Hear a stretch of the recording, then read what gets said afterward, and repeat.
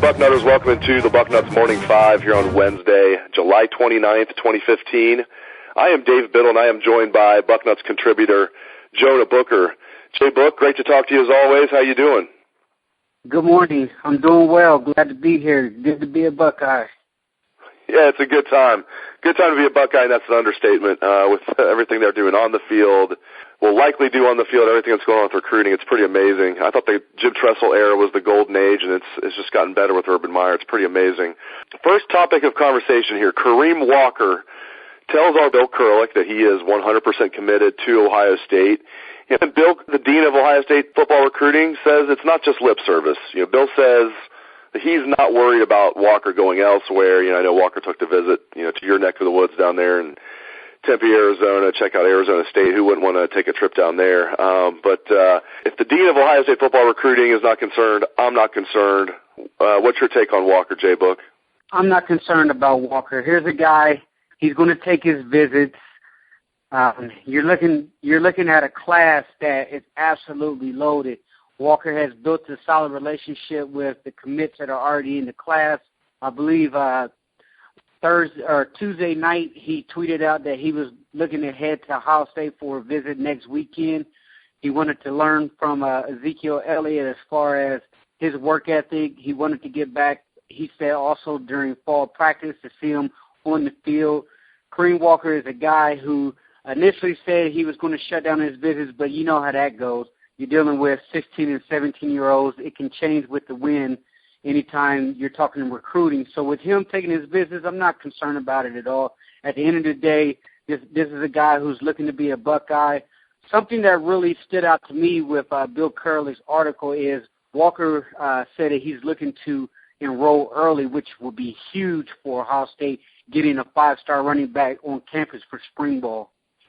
Tony Alford's doing a great job recruiting him, and I know a lot of people have talked about how Walker has dropped in the rankings. He hasn't dropped that much, though. I want to remind everybody, Walker still ranked as the number one running back in the country in the 2016 class, according to 24/7 Sports Composite. He is ranked 29th overall in the country, so still very highly rated, and that's an understatement. Young man out of Wayne, New Jersey, DePaul Catholic High School. He's 6'1", 210 pounds already. You have to think he's going to be up to 220 by the time he plays for the Buckeyes. But, Tony Alford's doing a fantastic job recruiting him, Jay Book, and that's not a surprise. We heard one of the things about Tony Alford that he's a great running backs coach and he's a great recruiter, but it's good to see him, reaffirm that he's out there, according to everybody, doing a great job recruiting Kareem Walker.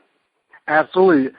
Coach Alford, he was a guy coming from Notre Dame that many have said that his biggest strength was his recruiting. Urban Meyer is not going to bring a guy into his staff who can't recruit. One thing that really helped Ohio State in this situation was they already had a past existing relationship when he was at Notre Dame, and he's continued to foster and nurture that relationship here at Ohio State. Walker, he's saying all the right things. He's taking his visit. That's okay. I'm a big proponent of take as many visits as you want to take so that at the end of the day, you're for sure committed to the program, and there's no second guessing, because with that early enrollment coming up, there's also going to be a mid-year agreement that Walker's going to sign as well if he's looking to enroll early. So the last thing that you want to do is have a guy sign that mid-year agreement and then all of a sudden not enroll early, which could end up being an NCAA violation, which happened to LSU recently for the first year doing it. And those guys got hit with recruiting sanctions to where they were only allowed to have a certain amount of kids on campus for official visits. So let Walker take his visits, let him get it out of the system. Besides, who wouldn't want to go visit Arizona State? The eye candy out there speaks for itself. Let him get his beak wet a little bit and then come back and get ready for his senior season.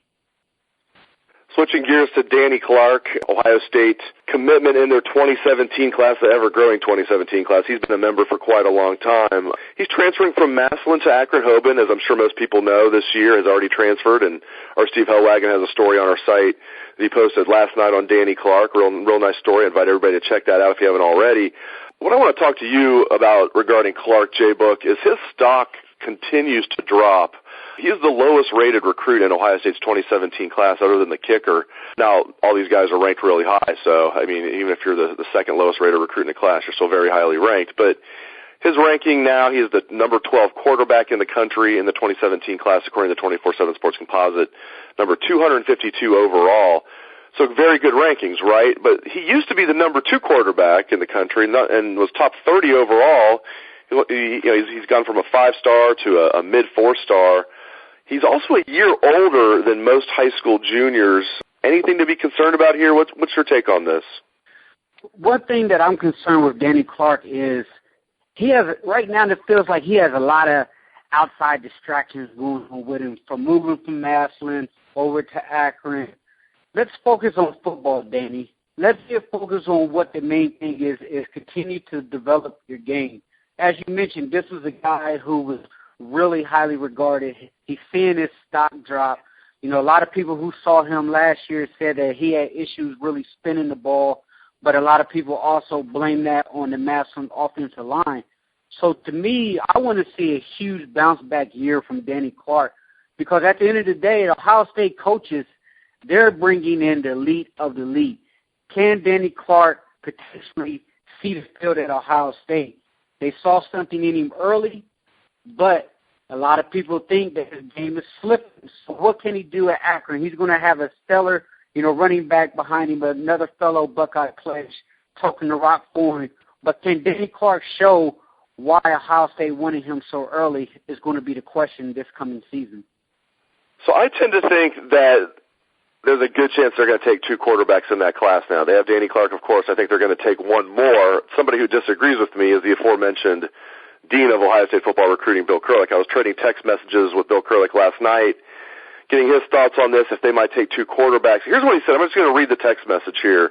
His reply is, quote, I do not think they will take 2 unless something happens with the current quarterbacks, including those committed. So there you go. He's talking about Tristan Wallace. He's talking about Danny Clark, unless something happens with the guys that are committed, including the quarterbacks that are already on the roster, Joe Burrow, Torrance Gibson.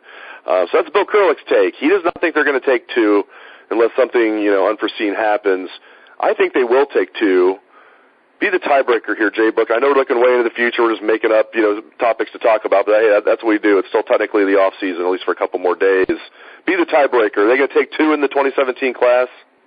I think they're going to go with 1. I'm going to have to agree with the Dean on this one. I think they're going to take 1, but let me leave you with a caveat. It's going to depend on how Danny Clark looks. If he's bringing it and he's showing that he's, a top-notch quarterback this coming season, and he's really spinning the ball and he's leading Akron, I think they're going to settle for him. But if there's a situation to where things is looking a little shaky, his game is not progressing like many thought it would be, because that was one of the biggest question marks, and a lot of people raised their eyebrows for Ohio State accepting his commitment so early in the process. Like, hey, this guy is a freshman. He's a freshman in high school.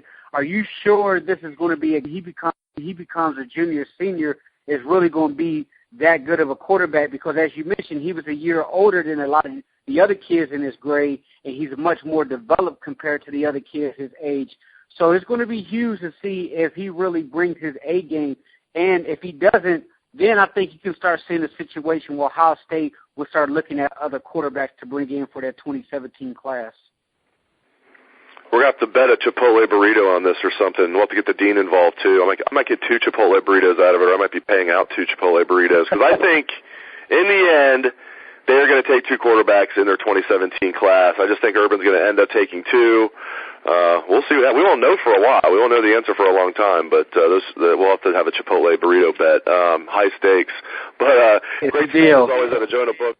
Okay, good. We got the cyber handshake here. Okay, it's a deal, or the handshake over the phone, I should say. He is Jonah Booker, a.k.a. J-Book. You can read him every week. Outside Columbus is his column. He's also all over the Front Row message board. Everybody knows J-Book well. If you don't, get to know him a little better. He's one of the best guys we have at Bucknuts. So great stuff as always out of J-Book. I appreciate you guys tuning in for the show. Hope everybody has a great day. Take it away, best damn band in the land.